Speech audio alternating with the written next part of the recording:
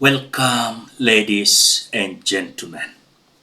We are now being told that Raila Odinga's family, led by Uburu Odinga, they are not happy at all with the mission that William Ruto is having to install John Mbadi as the spokesperson of ODM and NYANZA region politics. And that for me is a discretion. Secondly, President William Ruto shamelessly moved in to inherit Raila's estate, political estate. Shamelessly. You are inheriting a man's wife before he is even married. And I'll tell you what he did. Number one, he said Mbadi Tosha. William Ruto does not misspeak. Of all the people who came in from the BBG, from the other side, he took time and spoke about Mbadi, attributed things that had already happened, including issues on exchange rate on the dollar, attributed it to Mbadi. Spoke about inflation and everything else. Things he attributed to Mbadi, things that when I left government last year, we already had achieved, and Mbadi had not actually come into office then. The president came in and tried to force the Luo nation to pick Mbadi. Clear? To pick him as what? As a successor. He said, Siata huyu Mbadi tosha. Okay. That is not misspeaking. Politicians don't misspeak. A person of William Ruto's caliber cannot misspeak. And from Wandai, from our school, from all the others, he went in, zeroed in on Mbadi, and clearly said, si huyu Mbadi pia anatosha. That was his way of actually trying to, he wanted, you remember how he tried with Kindiki when he tried to Gachagua-nize him by saying this is a braquet. He wanted to run with the Rigiji flow. It didn't just catch on. Yesterday, he tried to actually run with the Kibaki Tosha line by saying Mbadi Tosha. And that you can actually tell going forward that as at now, William Ruto's intelligence and thinking is that Mbadi will be a very good pick to actually replace Raila, and therefore that is Kindiki's replacement. From yesterday's speech, Mbadi is Kindiki's replacement as the running mate. Well, of course, it has got consequences because there are other people who have primed themselves for that position, like Gladys Wanga, for example. She's been very vocal about it. Or rather, she's postured as the Raila replacement. So, William Ruto started a war there. Two, he did not even shy away by saying that he will not allow ODM to actually be taken and end up playing opposition politics. He will not allow us who. In this country, you can only belong to one party. So he belongs to UDA, but he's not going to allow ODM. So substantively as we speak, William Ruto is actually the acting the party leader of ODM. Now he's going to vie on ODM. He's the ODM party leader, substantively.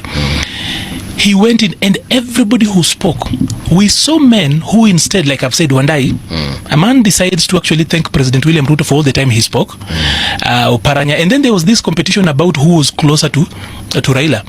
At some point, I heard Oparanya say that he was the person who was closest to Raila in these last days. And then I was wondering, between Ida Odinga and Oparanya, who is closer to Raila? Why don't we throw in Uburu at it? Yeah. Yes, because Uburu is Raila's older brother. Yeah. So of course he's claiming that he's closer to Raila than Uburu. Yeah, so Oparanya was there saying that and you can actually catch it, you can actually find it out there. So when a man like Oparanya, now an old man, saying that he was the closest to Raila, you start asking yourself questions. But then of course you know that there was a competition on who was called last. So the people who spoke at the Raila's funeral, that is where discretion comes in my opinion. During the Raila Odinga's burial, you saw William Ruto trying to praise John Mbadi as someone who is tangible, that NYANZA can rely on. Now, as you speak, remember earlier on, immediately Raila was declared dead. The ODM NEC decided to appoint Uburu Odinga as the acting party leader of ODM, which, according to what we're being told, William Ruto is not happy when they appointed Uburu Odinga as the acting party leader. On the same note, they are proposing Uburu Odinga to be the party leader of ODM. I must say from here, and ODM which is the party that I belong to, and that all of us here belong to, has made a very wise decision to appoint Dr. Uburu Odinga as the acting party leader. In fact, I will be proposing as a life member of ODM that the ODM convenes very, very quickly, soon after Baba's send-off, the National Delegates Convention, to actually confirm Dr. Uburu's appointment and in fact to elect him formally as the party leader of ODM. Because we believe Dr. Uburu Odinga has got the wherewithal, the necessary experience and the composure to steer this party to the next level, whilst working closely with our partners in the broad-based government, who are UDA, led by President William Ruto. Now, when Akiena Opiyo Wandayi are coming out to allege that after the appointment of Uburu Odinga as the party leader, and he is willing to propose the election of Uburu Odinga as the party leader, this has not been well received by William Samoei Ruto. Ladies and gentlemen, for more updates, ensure you subscribe to this channel, you like, you comment, and you share this video. Thank you so much for that. Now, as we speak, let us call a spade, not a big spoon. Immediately, Raila was declared dead. We are being told by the insider of William Ruto that William Ruto had declared that henceforth is going to control the ODM party as per his wish. Which, when you look at the majority of ODM leadership, they are like doubting William Ruto, but they are carelessly, recklessly holding ODM in hostage. And that is why I told you here, let this leadership of ODM be very keen and careful. Because William Ruto is now busy planting his own individuals in ODM. And for that, he is giving him a guarantee that come 2027, he will be either controlling ODM or some elected in ODM will be a projection of William Samoei Ruto telling the people that this is the person that should be elected. This is the person should not be elected. This is the person who have worked. And that will be the work of William Ruto. With some leaders in NYANZA and political basis of Raila Odinga, they are feeling like that was not the trajectory that all along Raila Odinga has been having. So when you look at all these criteria that William Ruto is having, is none other than planting his own party leader, or he should take the party leadership. We are being told that even there is a mission of William Ruto joining the ODM later next year, and then is going to be, of course, appointed the party leader. And this also came from the governor of Kisii, Simbarati, who even invited William Ruto to come in ODM and for him to be elected as the party leader, and he should defend his seat using the ODM party. Which some are feeling like William Ruto is going to intrude the ODM party in an extent of it will be about William Ruto, it will not be about the people. What ODM stands for is not what William Ruto is standing for.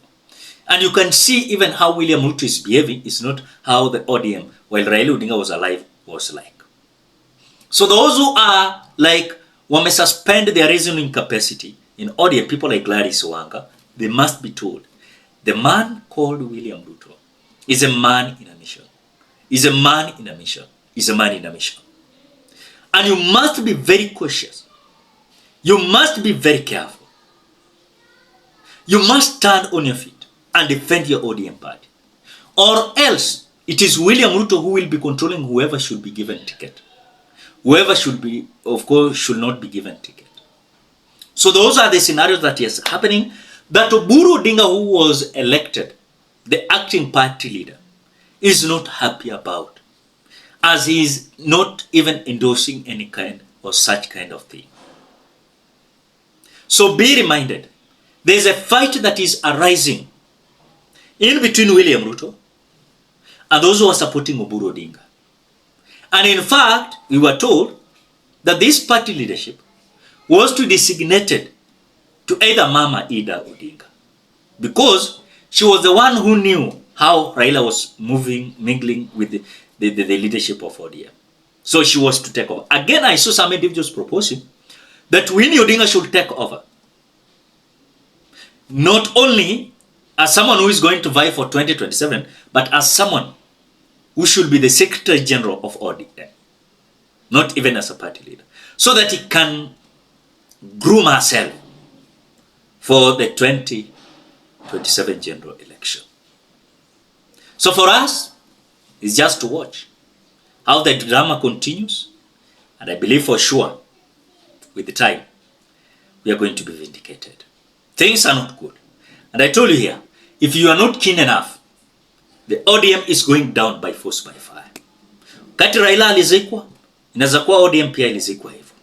Kwa sababu wale wamebaki nyuma, they are mishandling, misusing the ODM stature. And then now, wamegeuzwa watu ku hold press briefing left, right, center, talking nonsense and total rubbish. Ladies and gentlemen, for more updates, ensure you subscribe, you like, you comment, and share this video. Till we meet in another video.